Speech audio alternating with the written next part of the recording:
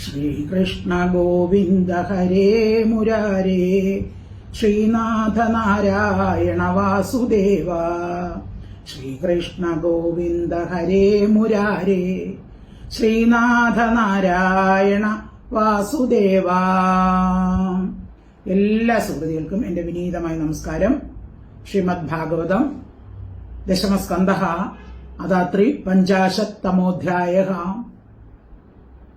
10ാം സ്കന്ധത്തിൽ 53ാമത്തെ അധ്യായത്തിൽ ഇന്ന് നമുക്ക് 21 മുതൽ 39 വരെയുള്ള ശ്ലോകങ്ങളാണ് ചർച്ച ചെയ്യേണ്ടത്. രുക്മിണിയെ വിവാഹം ചെയ്യാൻ കൃഷ്ണൻ തനിച്ച് കുണ്ടിനത്തിലേക്ക് പുറപ്പെട്ടു എന്നറിഞ്ഞ ബലരാമൻ കലഹം ഉണ്ടാകുമെന്ന് വിചാരിച്ച് സൈന്യങ്ങളെയും കൂട്ടി കുണ്ടിനത്തിലേക്ക് പുറപ്പെട്ടു. അവിടെ കുണ്ടിനത്തിൽ രുക്മിണി കൃഷ്ണനെ പ്രതീക്ഷിച്ച് ഇരിക്കുകയായിരുന്നു. അപ്പോൾ ബ്രാഹ്മണൻ എത്തി കൃഷ്ണൻ വന്ന കാര്യം രുക്മിണിയെ അറിയിച്ചു. രുക്മിണിക്ക് വളരെ സന്തോഷമായി. ഭീഷ്മകൻ കൃഷ്ണരാമന്മാരെ യഥോചിതം സ്വീകരിച്ചു. അവർക്ക് കൊട്ടാരത്തിൽ സ്ഥാനവും നൽകി. പുരവാസികൾ കൃഷ്ണനെ കണ്ടപ്പോൾ വളരെയധികം സന്തോഷിച്ചു. കൃഷ്ണൻ രുക്മിണിയുടെ ഭർത്താവായി വരണമെന്ന് അവർ ആത്മാർത്ഥമായി ആഗ്രഹിക്കുകയും ചെയ്തു. ഇത്രയും ഭാഗമാണ് നമുക്ക് ഇന്ന് ചർച്ച ചെയ്യേണ്ടത്. നമുക്ക് നോക്കാം. ഓം നമോ ഭഗവതേ വാസുദേവായ. ശ്ലോകം 21. ബലേന മഹദാസാർത്ഥം ഭാതൃസ്നേഹ പരിപ്ലുതഃ ത്വരിത കുണ്ടിനം പ്രാഗാത് ഗജാശരഥ പത്തിഭിഃ. ബലേന മഹദാ സാർത്ഥം ഭാതൃസ്നേഹ പരിപ്ലുതഃ. ഭ്രാതൃസ്നേഹ പരിപ്ലുതഃ. സഹോദര സ്നേഹത്തിൽ മുങ്ങിയവനായി. ആര്? ബലരാമൻ. അതായത് കൃഷ്ണൻ തനിച്ച് പുറപ്പെട്ടു എന്നറിഞ്ഞ് ബലരാമന് തോന്നി അവിടെ എന്തെങ്കിലും കലഹമുണ്ടാകും എന്ന് നിശ്ചയിച്ച് കൃഷ്ണനിൽ സ്നേഹം ഉള്ളവനായിരുന്ന ബലരാമൻ ത്വരിതഃ പെട്ടെന്ന് ബന്ധപ്പെട്ട് ഗത അശ്വ രഥപത്തിഭി. ഗജം ആന, അശ്വം കുതിര, രഥ തേർ, പത്തിഭി കാല ഇവ കൊണ്ട് മഹത്തായ ബലേന സാർത്ഥം സൈന്യത്തോടുകൂടി കുണ്ടിനത്തെ പ്രയാണം ചെയ്തു. കുണ്ടിനത്തിലേക്ക് പോയി. ഇപ്പൊ കൃഷ്ണൻ തനിച്ചാണ് പോയെന്നറിഞ്ഞ് സൈന്യങ്ങളെയും കൂട്ടി ബലരാമൻ കുണ്ടിനത്തിലേക്ക് പുറപ്പെട്ടു. ബലേന മഹദാസാർത്ഥം ഭാതൃസ്നേഹ പരിപ്ലുതഃ ത്വരിത കുണ്ടിനം പ്രാഗാത് ഗജാശരഥ പത്തിഭിഃ. ശ്ലോകം 22. ഭീഷ്മകന്യാവരാരോഹ കാംക്ഷ്യന്ത്യാഗമനം ഹരേഃ പ്രത്യാപത്തിം അപശ്യന്തി ദ്വിജസ്യ അചിന്തയത് തഥാ. ഭീഷ്മകന്യാ വരാരോഹ കാംക്ഷ്യന്തി ആഗമനം ഹരേഃ. ഹരേഃ ആഗമനം കാംക്ഷ്യന്തി. ഹരേഃ ഹരിയുടെ ആഗമനത്തെ വരവിനെ കാംക്ഷ്യന്തി ആഗ്രഹിച്ചുകൊണ്ടിരിക്കുന്നവളും. വരാരോഹ എന്ന് വെച്ചാൽ അതിസുന്ദരിയുമായ ഭീഷ്മകന്യ ഭീഷ്മപുത്രി രുക്മിണി ദ്വിജസ്യ ബ്രാഹ്മണന്റെ പ്രത്യാപത്തി മടങ്ങി വരവിനെ. ഇപ്പൊ സന്ദേശം അയച്ച് ബ്രാഹ്മണനെ അയച്ചിട്ടുണ്ടായിരുന്നല്ലോ. ബ്രാഹ്മണനെ ഇതുവരെ കാണാതെ ബ്രാഹ്മണന്റെ വരവിനെയും കാത്ത് അപശ്യന്തി അന്വേഷിച്ചിട്ട് ബ്രാഹ്മണനെ കാണാനില്ല, ബ്രാഹ്മണൻ എത്തുന്നില്ല. തഥാ അപ്പോൾ ചിന്തിച്ചു. അപ്പോൾ ഭഗവാനെയും കണ്ടില്ല, ഇതുവരെ സന്ദേശം അയച്ച് പറഞ്ഞയച്ച ബ്രാഹ്മണനെയും കണ്ടില്ല. അങ്ങനെ രുക്മിണി താഴെ പറയുന്ന വിധം ചിന്തിച്ചു തുടങ്ങി. ഭീഷ്മകന്യാവരാരോഹ കാംക്ഷ്യന്ത്യാഗമനം ഹരേഃ പ്രത്യാപത്തിം അപശ്യന്തി ദ്വിജസ്യ അചിന്തയത്തദാ. ശ്ലോകം 23. അഹോ ത്രിയാമന്തരിതാം ഉദ്വാഹോ മേ അൽപരാധസഃ നാ ആഗച്ഛത്യരവിന്ദാക്ഷോ നാഹം വേദ്മ്യ അത്ര കാരണം. അഹോ ത്രിയാമ അന്തരിത ഉദ്വാഹോ മേ അൽപരോധസഃ. അൽപരോധസഃ അല്പമായ ഭാഗ്യത്തോടുകൂടിയ മേ എന്റെ ഉദ്വാഹ വിവാഹം. രുക്മിണി ചിന്തിക്കുന്നതാണ്. ബ്രാഹ്മണനെയും കൃഷ്ണനെയും കാണാത്തതുകൊണ്ട് രുക്മിണി ചിന്തിക്കുകയാണ്, എനിക്ക് ഭാഗ്യമില്ല, അല്പഭാഗ്യമേ ഉള്ളൂ. അപ്പൊ എന്റെ ഉദ്വാഹ വിവാഹം ത്രിയാമ അന്തരിത രാത്രിയാൽ മറയ്ക്കപ്പെട്ടതായിരിക്കുന്നു. അപ്പൊ എനിക്ക് എന്തായാലും കൃഷ്ണനെ കിട്ടുകയില്ല എന്ന് തോന്നുന്നു. എന്റെ ഭാഗ്യമെല്ലാം മറഞ്ഞുപോയി, രാത്രിയാൽ മറയ്ക്കപ്പെട്ടതായിരിക്കുന്നു. അരവിന്ദാക്ഷ, അതായത് സമയം രാത്രിയായി. ഇനിയിപ്പോ നാളെയാണ് കല്യാണ മുഹൂർത്തം, നേരം പുലർന്നാൽ കല്യാണ മുഹൂർത്തമാണ്. അപ്പോൾ കൃഷ്ണൻ അരവിന്ദാക്ഷക, കൃഷ്ണൻ നാ ആഗച്ഛതി വരുന്നില്ല. അത്ര ഇതിൽ കാരണത്തെ അഹം ഞാൻ ന വേദ്മി അറിയുന്നില്ല. അഹോ കഷ്ടം. അപ്പൊ എന്താണോ എന്തോ കൃഷ്ണൻ വരുന്നില്ല, കാരണം എന്താണെന്ന് എനിക്ക് അറിഞ്ഞും കൂടാ. അപ്പൊ ഇതാ രാത്രിയായി, ഞാൻ ഭാഗ്യം കെട്ടവളാണ്, നേരം പുലരുമ്പോൾ എന്റെ വിവാഹവുമാണ്. ഇനിയിപ്പോ ഞാൻ എന്ത് ചെയ്യും? അഹോ ത്രിയാമാന്തരിത ഉദ്വാഹോ മേ അൽപരാധസഃ നാഗച്ഛത്യരവിന്ദാക്ഷോ നാഹം വേദ്മ്യത്ര കാരണം. ശ്ലോകം 24. സോഭിന ആവർത്തതേദ്യാപി മത്സന്ദേശ ഹരോദിജാഹ അഭിമയി അനവദ്യാത്മാ ദൃഷ്ട്വാ കിഞ്ചിത് ജുഗുസ്വിദം മത് പാണിഗ്രഹണേ നൂനം ന്യായാദിഹി ഹൃദോദ്യമഃ. സഹ അപി ന ആവർത്തതേ അദ്യാപി മത് സന്ദേശ ഹരഃ ദ്വിജഃ മയി അഭിമയി അനവദ്യാത്മാ ദൃഷ്ട്വാ കിഞ്ചിത് ജുഗുസ്വിദം മത് പാണിഗ്രഹണേ നൂനം ന ആയാതി ഹി കൃതോദ്യമഃ. സഹ അഭി ന ആവർത്തതേ അദ്യാപി മത് സന്ദേശ ഹരഃ. മത് സന്ദേശഹരഃ എന്റെ സന്ദേശത്തെ കൊണ്ടുപോയ സഹ ദ്വിജഃ അഭി സോഭി ദ്വിജ സഹ ദ്വിജഃ അഭി ആ ബ്രാഹ്മണനും അദ്യാപി ഇപ്പോഴും ഞാൻ ആവർത്തതേ മടങ്ങി വന്നിട്ടില്ല. സന്ദേശവും കൊണ്ടുപോയ ബ്രാഹ്മണനെയും കാണാനില്ല, കൃഷ്ണനെയും കാണാനില്ല. അനവദ്യാത്മ ദോഷരഹിതൻ മയി എന്നിൽ കിഞ്ചിത് ജിഗുപ്സിതം എന്തെങ്കിലും ദോഷത്തെ ദൃഷ്ടുവ കണ്ടിട്ട്. ഭഗവാൻ ദോഷരഹിതനാണ്. അപ്പൊ ഭഗവാൻ എന്തെങ്കിലും ദോഷം എന്നിൽ കണ്ടു കാണും. കണ്ടിട്ട് ദൃഷ്ടുവ കണ്ടിട്ട് മത് പാണിഗ്രഹണേ എന്റെ പാണിഗ്രഹണത്തിൽ കൃതോദ്യമഃ കൃതമായ ഉത്സാഹത്തോടു കൂടിയവനായിട്ട് അഭിനൂനം ഞാൻ ആയാതിഹി വരാതിരിക്കുമോ? അപ്പൊ എന്നിൽ എന്തെങ്കിലും ദോഷത്തെ അദ്ദേഹം കണ്ടുവോ? അങ്ങനെ അദ്ദേഹം വരാതിരിക്കുമോ എന്നൊക്കെ രുക്മിണി ചിന്തിക്കുകയാണ്. സോവിനാവർത്തതേദ്യാപി മത് സന്ദേശ ഹരോദിജ അഭിമയി അനവദ്യാത്മാ ദൃഷ്ട്വാ കിഞ്ചിത് ജുഗുപ്സിതം മത്പാണിഗ്രഹണേ നൂനം ന്യായാദിഹി കൃതോദ്യമഃ. ശ്ലോകം 25. ദുർഭഗായ നമേധാതാ ചാനുകൂലോ മഹേശ്വരഃ ദേവി വാ വിമുഖാ ഗൗരി രുദ്രാണി ഗിരിജാ സതീ. ദുർഭഗായ ഭാഗ്യഹീനയായ മേ എന്റെ നേരെ മഹേശ്വരഃ മഹാദേവനും ധാതാ ബ്രഹ്മാവും ന അനുകൂലനല്ല. അപ്പൊ ഒരു ദേവന്മാരും എനിക്ക് അനുകൂലനല്ല. അതുകൊണ്ടാണല്ലോ ബ്രാഹ്മണനെയും കണ്ടില്ല, ഭഗവാനെയും കണ്ടില്ല. അപ്പൊ എന്റെ നേരെ മഹേശ്വരനും ധാതാവ് ബ്രഹ്മാവും ന അനുകൂലൻ അല്ല.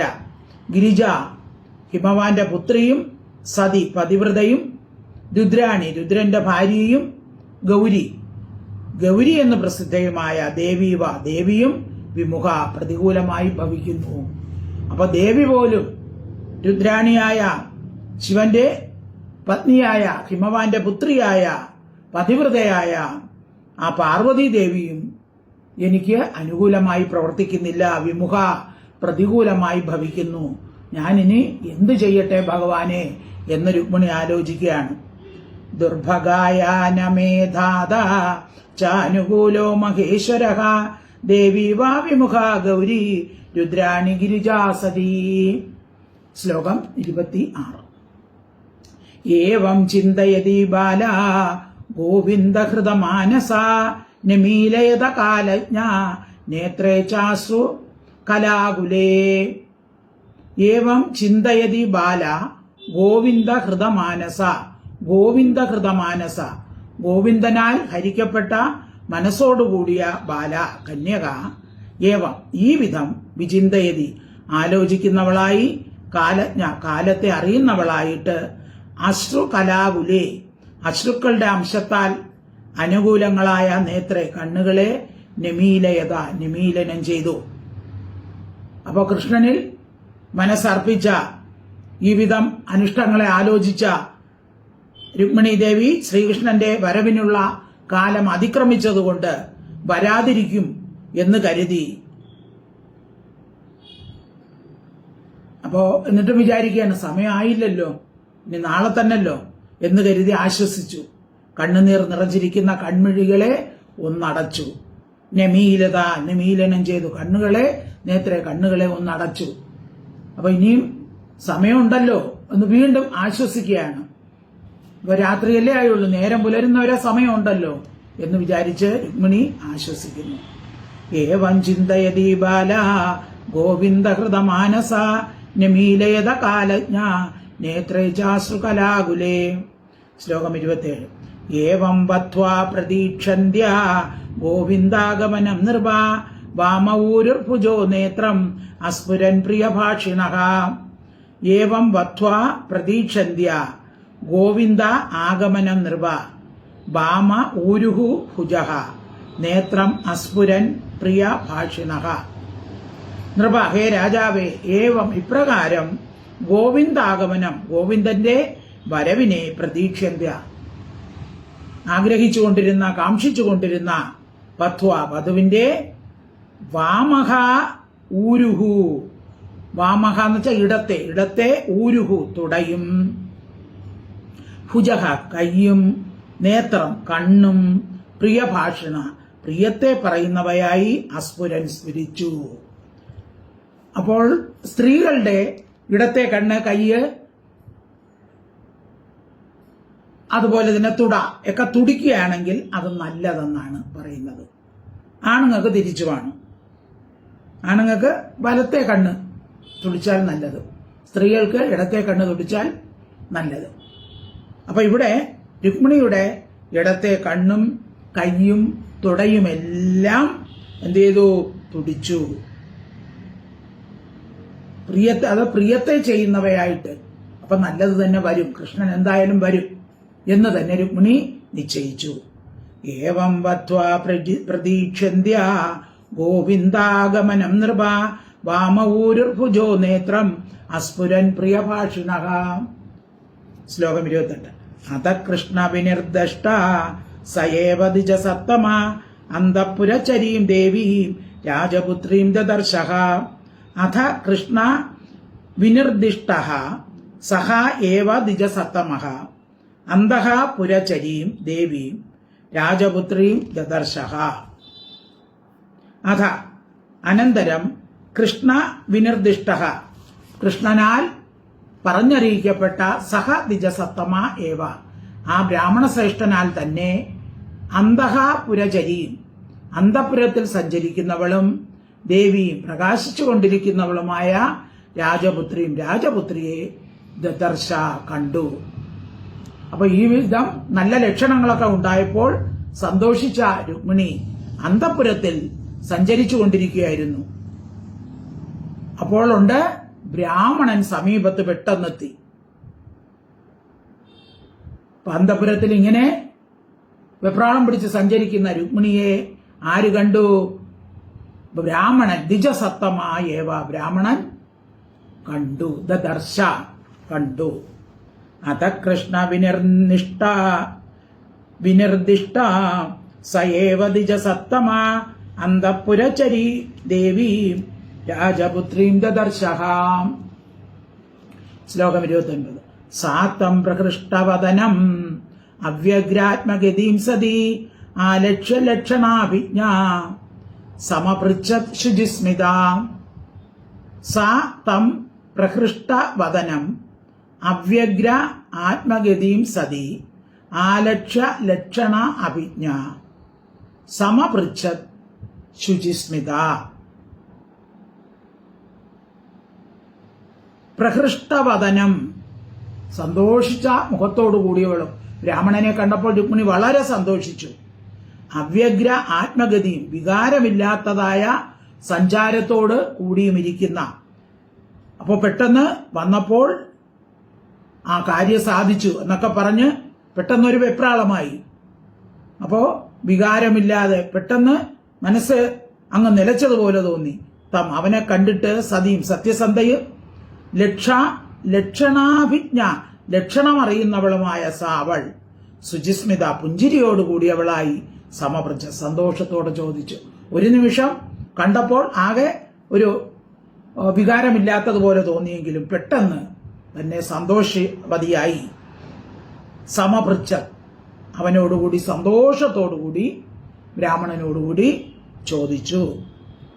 സാ ത്വം പ്രഹൃഷ്ടവദനം അവ്യഗ്രാത്മഗതിം സതീം ആലക്ഷ്യ ലക്ഷണാഭിജ്ഞ സമപൃച്ഛത് ശുചിസ്മിതാം. ശ്ലോകം 30. തസ്യ ആവേദയത് പ്രാപ്തം ശശംസയതു നന്ദനം ഉക്തം ച സത്യവചനം ആത്മോപനയനം പ്രതി. തസ്യ ആവേദയത്, അവൾക്കായിക്കൊണ്ട് അറിയിച്ചു. അതായത് ബ്രാഹ്മണൻ വന്നപ്പോ സന്തോഷിച്ചു. അപ്പൊ കൃഷ്ണൻ വന്നിരിക്കുന്നുവെന്ന് അറിയിച്ചു. അവൾക്കായിക്കൊണ്ട് ആവേദയത്, അറിയിച്ചു. എന്താണ്? പ്രാപ്തം യദുനന്ദനം, പ്രാപിച്ചിരിക്കുന്ന, വന്നിരിക്കുന്ന യദുനന്ദനം കൃഷ്ണനെയും ആത്മോപനയനം പ്രതി, അവളെ കൊണ്ടുപോകാം എന്നതിനെ കുറിച്ച് ഉക്തം, കൃഷ്ണൻ പറഞ്ഞ സത്യവചനം, ശപഥവാക്കിനെയും ശശംസ പറഞ്ഞു. അപ്പൊ ബ്രാഹ്മണൻ വന്നുടനെ തന്നെ പറഞ്ഞു, കൃഷ്ണൻ വന്നിട്ടുണ്ട്, അവളെ കൊണ്ടുപോകും എന്ന് സത്യവും ചെയ്തിട്ടുണ്ട് എന്ന് രുക്മിണിയോട് ബ്രാഹ്മണൻ പറഞ്ഞു.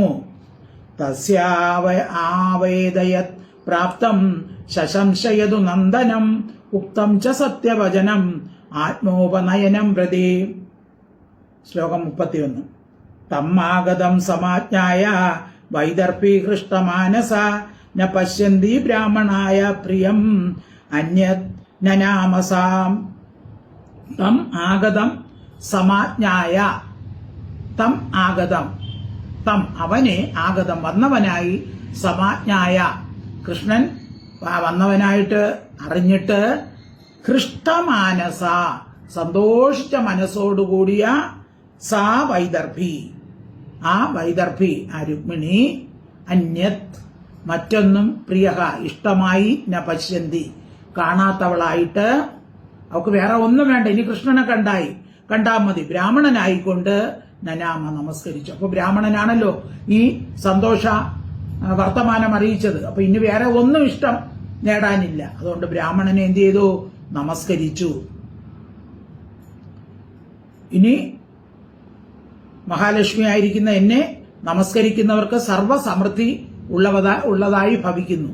ബ്രാഹ്മണന് എന്താണ് കൊടുക്കേണ്ടത് എന്ന് വിചാരിച്ച് ആദ്യം എന്ത് ചെയ്തു? നമസ്കരിച്ചു. നമസ്കരിച്ചത് ആരാണ്? മഹാലക്ഷ്മിയുടെ അവതാരമായ ഈ രുക്മിണിയാണ്. അപ്പൊ മഹാലക്ഷ്മി നമസ്കരിച്ചാൽ പിന്നെ ഇനി ഏത് ഐശ്വര്യമാണ് കിട്ടാതെ ഇരിക്കുന്നത്? അങ്ങനെ പരമ ഉപകാരിയായ ബ്രാഹ്മണനെ രുക്മിണി നമസ്കരിച്ചു. നമസ്കരിച്ചപ്പോൾ തന്നെ എല്ലാവിധ ഐശ്വര്യങ്ങളും ബ്രാഹ്മണനുണ്ടാകും. പിന്നെ മറ്റു സമ്മാനങ്ങളും കൊടുത്തു. തമ്മാഗതം സമാജ്ഞായ വൈദർഭി ഹൃഷ്ടമാനസ ന പശ്യന്തി ബ്രാഹ്മണായ പ്രിയം അന്യജ്ഞനാമസാം. ശ്ലോകം 32.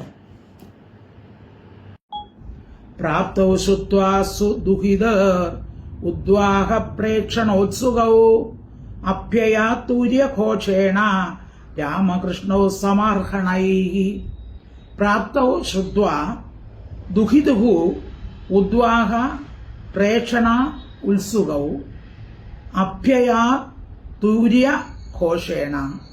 രാമകൃഷ്ണൗ സമർഹണൈഃ. പ്രാപ്തൗ ശ്രുത്വാ ദുഹിതുഹു തന്റെ പുത്രിയുടെ ഉദ്വാഹ പ്രേഷണോത്സുകൗ വിവാഹം കാണാൻ ഉത്സാഹിക്കുന്നവരായിട്ട് രാമകൃഷ്ണവും രാമനും കൃഷ്ണനും പ്രാപ്തവും വന്നിരിക്കുന്നു എന്ന് ശ്രുത്വ കേട്ടിട്ട് ഭീഷ്മകൻ എന്ത് ചെയ്തു? തൂര്യഘോഷേണ വാദ്യഘോഷത്തോടും സമർഹണൈ പൂജാസാധനങ്ങളോടും കൂടി അഭ്യയാത് എതിരേറ്റ് പുറപ്പെട്ടു. അപ്പൊ തന്റെ മകളുടെ വിവാഹം കാണാൻ വേണ്ടി രാമകൃഷ്ണന്മാർ എത്തിയിരിക്കുന്നു എന്നറിഞ്ഞ് ഭീഷ്മകന് സന്തോഷമായി അവരെ പൂജാസാധനങ്ങളോടുകൂടി എതിരേറ്റു. പ്രാപ്തൗ ശ്രുത്വാ ദുഹിതർ ഉദ്വാഹ പ്രേഷണോത്സുകൗ അഭ്യയാത്തൂര്യഘോഷേണ രാമകൃഷ്ണൗ സമർഹണൈഃ. ശ്ലോകം 33. മധുവർക്കമുപാനീയ വാസാംസി വിരജാംസി സഹ ഉപയാനാനി അഭീഷ്ടാനി വിധിവത് സമപൂജയത്. മധുവർക്കം ഉപാനീയ വാസാംസി വിരജാംസി സഹ ഉപായനാനി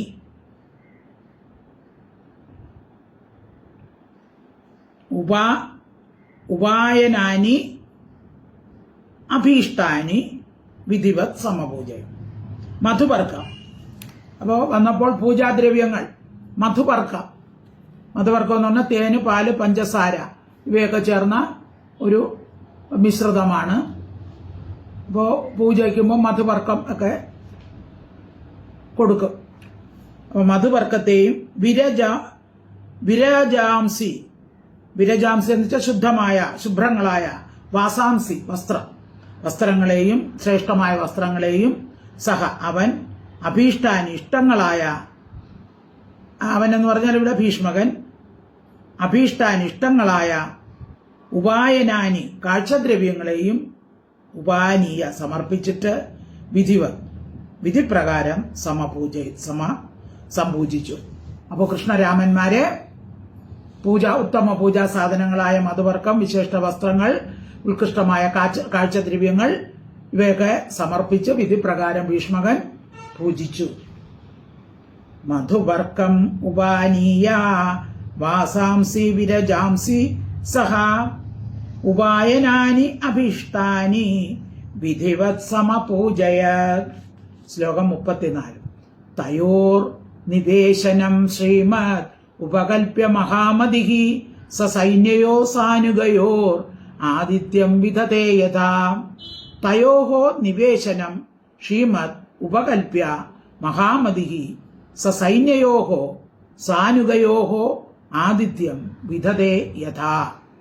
മഹാമതിഃ ഏറ്റവും ബുദ്ധിമാനായ അവൻ സസൈന്യയോഃ സൈന്യങ്ങളോടുകൂടിയും സാനുഗയോ അകമ്പടികളോടും കൂടിയിരിക്കുന്ന തയോഹോ അവർ രണ്ടുപേർക്കും ശ്രീമത്തായ നിവേശനം വാസസ്ഥാനത്തെ ഉപകൽപ്യ സമീപത്തിൽ നിശ്ചയിച്ചിട്ട് യഥാ വേണ്ടും വിധം ആതിഥ്യം സൽക്കാരത്തെ വിധതേ ചെയ്തു.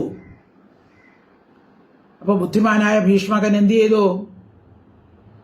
സൈന്യത്തോടും അകമ്പടിയോടും വന്നിരിക്കുന്ന ബലരാമനെയും കൃഷ്ണനെയും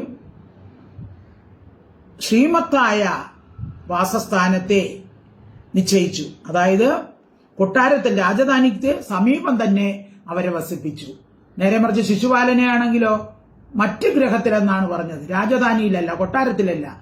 അതായത് കൊട്ടാരത്തിൽ ശ്രീമത്തായ കൊട്ടാരത്തിൽ താമസിക്കാൻ തക്ക യോഗ്യത ശിശുപാലനില്ല. പക്ഷേ ഇവിടെ ഭഗവാനാണ് വന്നിരിക്കുന്നത്. അതുകൊണ്ട് ശ്രീമത്തായ വാസസ്ഥാനത്തെ തന്നെ ഉപകൽപ്യ നിശ്ചയിച്ചിട്ട് യഥാവിധം വേണ്ടും വിധം ആതിഥ്യം സൽക്കാരത്തെ ചെയ്തു. സാധാരണ കന്യയ്ക്ക് പുരുഷനായി വരുന്നവരെ കന്യ പിതാവ് തന്നെയാണ് സ്വീകരിക്കേണ്ടത്. അപ്പൊ ഇവിടെ അറിഞ്ഞോ അറിയാതെയോ ഭീഷ്മകൻ കൃഷ്ണനെ സ്വീകരിച്ചു. എന്നാൽ ശിശുപാലനെ സ്വീകരിച്ചത് ആരാണ്? രുക്മിയാണ് സ്വീകരിച്ചത്. അതിന് ശിശുപാലനെ അന്യഗ്രഹത്തിലാണ് വസിപ്പിച്ചത്. ഇവിടെ ഭഗവാനെ രാജധാനിയിൽ തന്നെ വസിപ്പിച്ചു. തയോർ നിവേശനം ശ്രീമ ഉപകൽപ്യ മഹാമതിഹി സൈന്യയോ സാനുഗയോർ ആദിത്യം വിദതേ യഥാ. ശ്ലോകം 35. ഏവം രാജ്ഞാ സമേതാനാം യഥാ വീര്യം യഥാ വയഃ യഥാ ബലം യഥാ വിത്തം സർവൈ കാമൈ സമർഹയത്. ഏവം രാജ്ഞാം സമേതാനാം, ഏവം ഇപ്രകാരം സമേതാനാം ആഗതന്മാരായ രാജ്ഞാം രാജാക്കന്മാരുടെ യഥാവീര്യം വീര്യത്തിനനുസരിച്ചും യഥാവയഃ പ്രായത്തിനനുസരിച്ചും യഥാബലം ബലത്തിനനുസരിച്ചും സൈന്യത്തിനനുസരിച്ചും യഥാവിത്തം ധനത്തിനനുസരിച്ചും സർവൈ സമസ്തങ്ങളായ കാമൈഹി സുഖപദാർത്ഥങ്ങളെ കൊണ്ട് സമർഹയത് പൂജിച്ചു. ഇപ്രകാരം വന്ന രാജാക്കന്മാരെയെല്ലാം അവരുടെ പ്രഭാവത്തിനും പ്രായത്തിനും ധനസ്ഥിതിക്കും കൂടെ വന്നിരിക്കുന്ന സൈന്യങ്ങളുടെ സൗകര്യത്തിനും ഏതൊക്കെ ആവശ്യമുണ്ടോ അത് അങ്ങനെയുള്ള സാധനങ്ങളെല്ലാം വേണ്ടുവിധം കൊടുത്ത് പൂജിച്ചു. ഏവം രാജ്ഞാ സമേതാനാം യഥാ വീര്യം യഥാ വയഃ യഥാ ബലം യഥാ വിത്തം സർവൈ കാമൈ സമർഹയത്. ശ്ലോകം 36. കൃഷ്ണമാഗതം ആകർണ്യ വിദർഭപുരവാസിനഃ ആഗത്യ നേത്രാഞ്ജലിഭിഃ പപുസ്തൻ മുഖപങ്കജം. വിദർഭപുരവാസിനഃ വിദർഭപുരത്തിൽ വസിക്കുന്നവർ കൃഷ്ണനെ ആഗതം ആഗമിച്ചവനായിട്ട് ആകർണ്യ കേട്ടിട്ട് ആഗത്യ വന്നിട്ട് നേത്രാഞ്ജലിഭി നേത്രങ്ങളാകുന്ന അഞ്ജലികൾ കൊണ്ട് തൻ മുഖപങ്കജ അവന്റെ മുഖപങ്കജത്തെ പബുഹു പാനം ചെയ്തു. വിദർഭപുരവാസിനക വിദർഭപുരത്തിൽ വസിക്കുന്നവർ കൃഷ്ണനെ വന്നതായി കണ്ടിട്ട് അവർക്ക് എന്ത് ചെയ്തു? അവർക്ക് സന്തോഷമായി. കൃഷ്ണനെ ഒന്ന് കാണാനുള്ള ആഗ്രഹത്തോടുകൂടി അവർ കൂട്ടം കൂട്ടമായി സമീപത്ത് വന്നു നിന്നു. എന്നിട്ട് ഭഗവാന്റെ ആ മനോഹരമായ ആ മുഖത്തെ മുഖപങ്കജത്തിൽ നിന്നൊഴുകുന്ന ലാവണ്യരൂപമാകുന്ന മകരന്തം കണ്ണുകളാകുന്ന അഞ്ജലികൾ കൊണ്ട് പബുഹു കോരി കുടിച്ചു എന്നാണ്. എന്നുവെച്ചാൽ ഭഗവാന്റെ ആ സൗന്ദര്യം ത്രൈലോകം മഹീയസോഭി മധുരം സമ്മോഹനം മോഹനാൻ 3 ലോകങ്ങളെ മോഹിപ്പിക്കുന്ന സൗന്ദര്യം. പിന്നെയോ അധരം മധുരം വദനം മധുരം നയനം മധുരം ഹസിതം മധുരം ഹൃദയം മധുരം ഗമനം മധുരം മധുരാധിപതേരഖിലം മധുരം. ഭഗവാന്റെ ഏത് ഭാഗമാണ് മധുരമായിട്ടില്ലാത്തത്?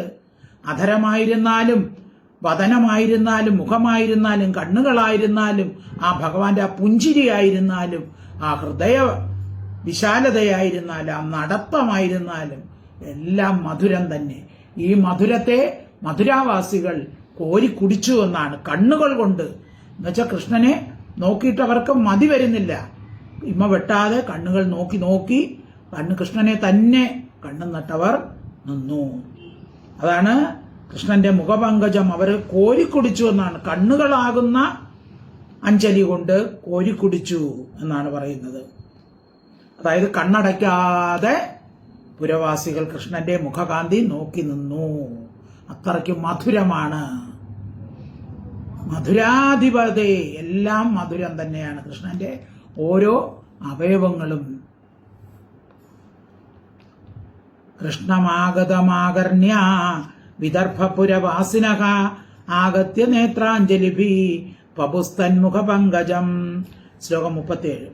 അസ്യൈവ ഭാര്യ ഭവിതും രുക്മിണ്യർഹതി നാപരാ അസാവപ്യനവദ്യാത്മാ ഭൈഷ്മ്യാ സമുചിതപതി അസ്യ ഏവ ഭാര്യ ഭവിതും രുക്മിണി അർഹതി നാപര അസൗ അപി അനവദ്യാത്മാ ഭൈഷ്മ്യാഹ സമുചിതഃ പതിഹി അസ്യ ഏവ ഇവന്റെ തന്നെ ഭാര്യ ഭവിതും ഭാര്യയായി ഭവിക്കാനായിക്കൊണ്ട് രുക്മിണി അർഹതി യോഗ്യയായി ഭവിക്കുന്നു. അപ്പോ ആ വിദർഭ പുരവാസികൾ, ആ പട്ടണത്തിലെ കുണ്ടിനത്തിലെ പുരവാസികൾ ആയ സ്ത്രീകളും എല്ലാവരും പറയുകയാണ്, അപ്പോൾ കൃഷ്ണന്റെ ഭാര്യയായി ഇരിക്കാൻ യോഗ്യതയുള്ളത് രുക്മിണിക്ക് തന്നെയാണ്. അപരാന അന്യ ആയവനല്ല. അനവദ്യാത്മാ ദോഷമില്ലാത്ത മനസ്സോടുകൂടിയ അസൗവി ഇവൻ തന്നെ ഭൈഷ്മ്യ രുക്മിണിക്ക് സമുചിത യോഗ്യനായ പതി ഭർത്താവ്. അപ്പൊ പുരവാസികളും എല്ലാം പറഞ്ഞു, സുന്ദരിയായ ആ രുക്മിണിക്ക് പതിയായി വരേണ്ടത് ഈ ഭഗവാൻ തന്നെയാണ്, വേറെ ആരും അല്ല. ദേഹത്തിന് ഭാര്യയായിരിക്കാൻ യോഗ്യതയുള്ളത് രുക്മിണിക്ക് തന്നെയാണ്. അതുപോലെ രുക്മിണിക്കും ഭർത്താവായിരിക്കാൻ യോഗ്യതയുള്ളത് ഇദ്ദേഹം തന്നെ, വേറെ ശിശുപാലനെ പോലുള്ള മറ്റുള്ളവർ അല്ല എന്ന് അവർ പറയുകയാണ്, അവർ ആഗ്രഹിക്കുകയാണ്. അസ്യൈവ ഭാര്യ ഭവതും രുക്മിണ്യർഹതി നാപര അസാവപ്യനവദ്യാത്മാ ഭൈഷ്മ്യാ സമുചിതപതി. അവിടെ രണ്ടാമത്തെ ലൈൻ അസാവ് അപ്യ അനവദ്യാത്മാ, അത് സന്ധി പിരിക്കുമ്പോൾ അസൗ പ്ലസ് അപി പ്ലസ് അനവദ്യാത്മാ എന്ന് വരും. ശ്ലോകം 38.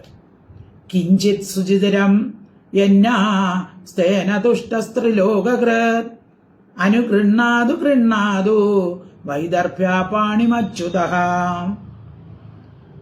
കിഞ്ചിത് സുചരിതം യത് നഹ യന്ന എന്നുള്ളത് യത് നഹ തേന തുഷ്ടഃ ത്രിലോകകൃത് അനുഗൃഹാതു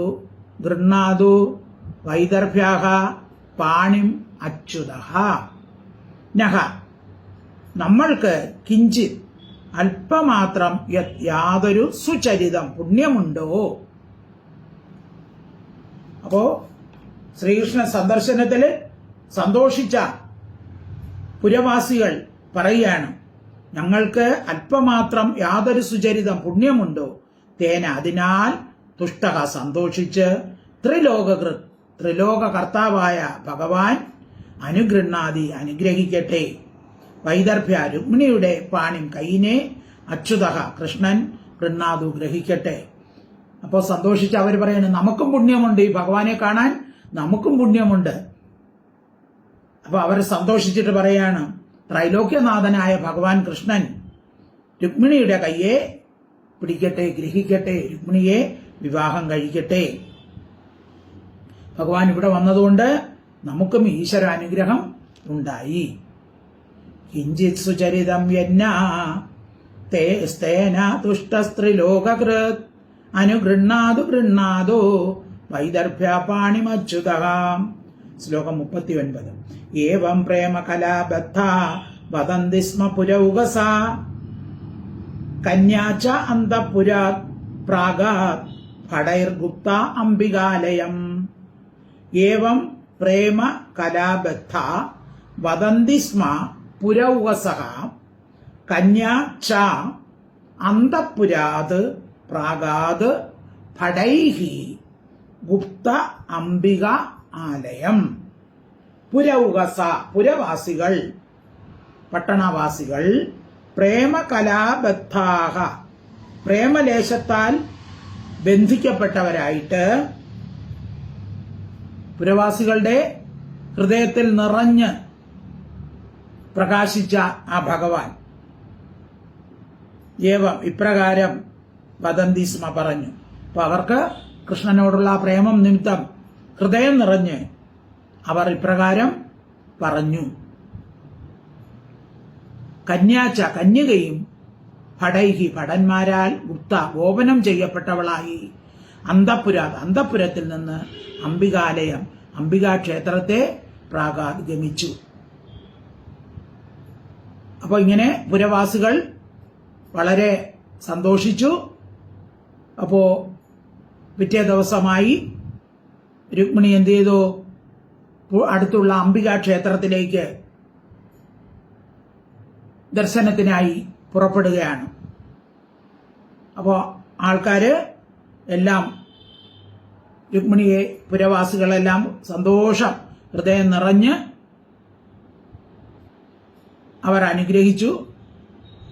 അവരെ ഈശ്വരനോട് പ്രാർത്ഥിച്ചു. ഈ വിധം പ്രാർത്ഥന കേട്ട് രുക്മിണിയും അന്തഃപുരത്തിൽ നിന്ന് പുറത്തേക്ക് വന്നു. പക്ഷേ എന്താണ്? ഭടന്മാരാൽ ഗുപ്ത ഗോപനം ചെയ്യപ്പെട്ടതാണ്. 4 ഭാഗത്തും ഭടന്മാർ. രാജകുമാരിയാണല്ലോ. പ്രത്യേകിച്ച് കൃഷ്ണൻ വന്നിട്ടുമുണ്ട്. അപ്പൊ അതുകൊണ്ട് ചുറ്റും 4 പാടും ഭടന്മാരെ കൊണ്ട് രക്ഷ നൽകിയ അല്ലെങ്കിൽ ചുറ്റപ്പെട്ട കന്യകയായ രുക്മിണി അന്തഃപുരത്തിൽ നിന്നും പുറത്തു വന്ന് അംബികാ ക്ഷേത്രത്തിലേക്ക് പുറപ്പെടുകയാണ്. ബാക്കി ഭാഗം നമുക്ക് അടുത്ത ക്ലാസ്സിൽ പഠിക്കാം. ഏവം പ്രേമകലാബദ്ധ വദന്തി സ്മ പുരൗകസ കന്യാം ച അന്തഃപുരാത് പ്രാഗാത് ഭടൈർഗുപ്ത അംബികാലയം. സർവത്ര ഗോവിന്ദ നാമ സങ്കീർത്തനം. ഗോവിന്ദ ഹരി ഗോവിന്ദ. ഹരി ഓം തത്സത്. ഹരി ഓം തത്സത്. ഹരി ഓം തത്സത്.